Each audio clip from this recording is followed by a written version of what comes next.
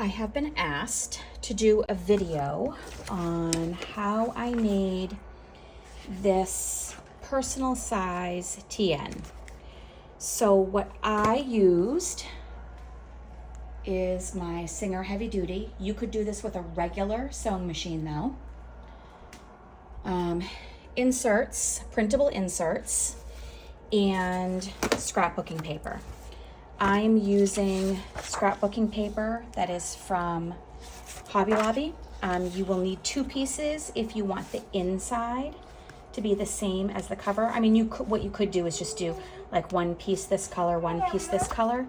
The only reason why I'm doing that is because there's this Hobby Lobby or this Paper Source, Paper Studio emblem on the other side. So what I'm doing is I'm putting them back to back like this. And you also need to make sure that the inserts that you print are not just 1 page on a page. You want there to be a center like this, because what you're going to be doing, so this is normally where you'd punch it, right? So what you're going to be doing with this is you're going to be sewing it here. But some inserts are only 1 per page. You don't want that. You want it to have a division in the middle with 2 inserts on each page. I printed mine double-sided, and the first one that I printed, I left blank, okay?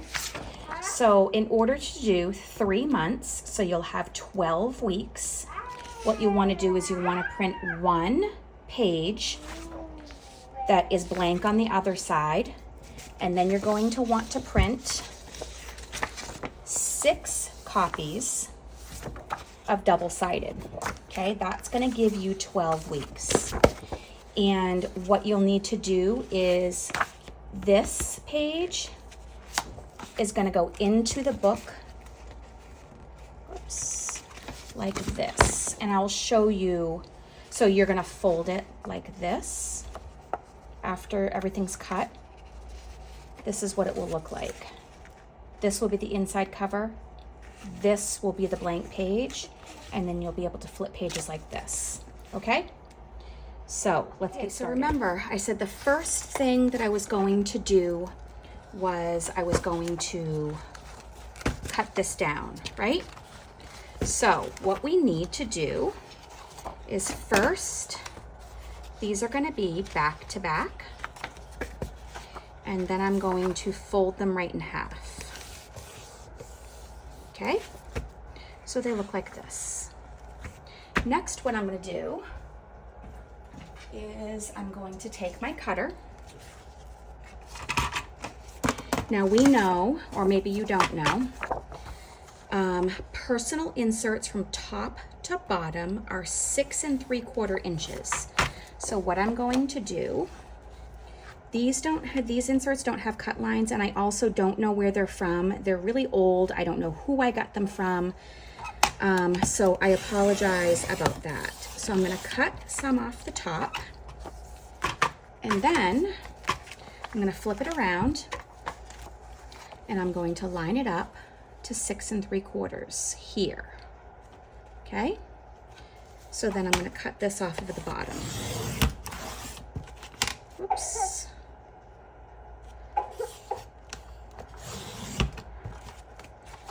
So I have that. Now you're going to notice when I fold this in half, do you see how the edges of the papers, how they don't line up? You do not want to cut your left and right edges yet. You want to do that after you sew the whole book together. The reason why is because when you lay it flat, right, all the edges line up. But when you fold it, the edges don't line up. So what you want to do is you want to cut it when everything is put together so that all of the edges will line up. So what I'm going to do with this also is I'm going to cut this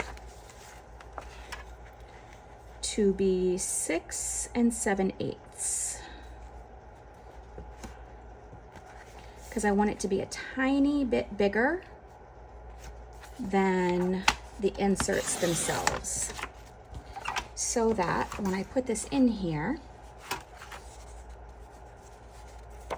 it's just a hair bigger. So next what I'm gonna do is I'm gonna take my pencil and I'm just gonna draw a faint line all the way down the center so that when I sew it on my sewing machine, I can see that line that I need to follow. And remember, I'm not cutting any of this off yet. So I wanna lay it completely flat. And then I have these two big binder clips. I'm pretty new to sewing, so I'm sure other people have better things to do this kind of project with, but this is what I have. Okay, now I'm gonna take you to my sewing machine. Okay, I have my walking foot on my sewing machine. The reason why I like to use a walking foot for projects like this is because I want to be able to go slowly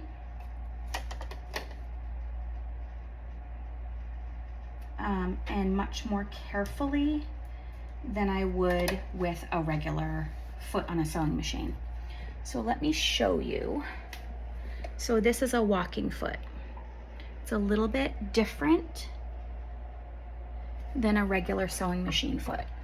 You use it for thicker things like leather and vinyl and stuff like that, but I also like it for sewing paper. So what I do is I puncture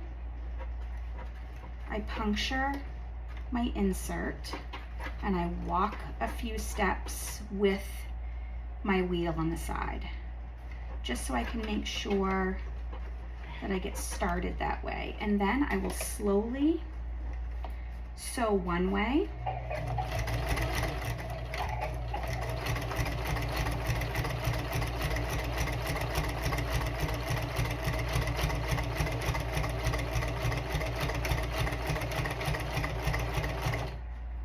and then when I get to the edge, I put my foot up, I turn the whole booklet around, and I'm gonna go back the other way, just to make sure that it's nice and secure.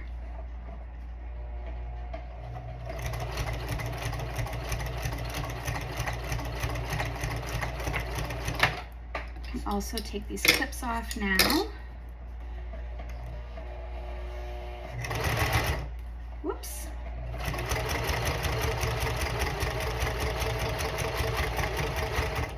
So you want to make sure you go right to the edge, and then that's it. So see how quick that was? I also have this big, huge paper cutter. And the reason why I have a really big one like this is especially for these kinds of projects. Because now what I'm going to do is I'm going to fold it in half. And now is when I'm going to cut my right edge. I'm going to line it up to a little more than 3 3/4, so 3 7/8. Oops, I need to make sure it's doing this one-handed on the floor is not the easiest. I wish I had a craft room that I could have everything always set up, but my space is not that big. Okay, let's see, is that nice and straight? It is not.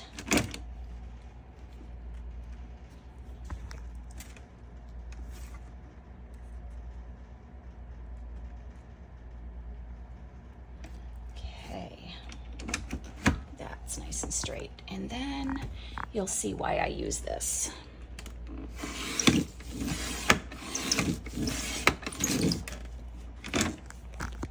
3 or 4 passes, but see how nicely lined up that is? So there it is. That is how I make TN inserts. Last thing that I forgot to show is how to adhere the 2 pages together. Because remember I said that I do this because the logo is at the top or whatever? Well, this one's not like that because I cut it in a good spot. But I'm still gonna show you. I just simply use double-sided tape. That's all I do.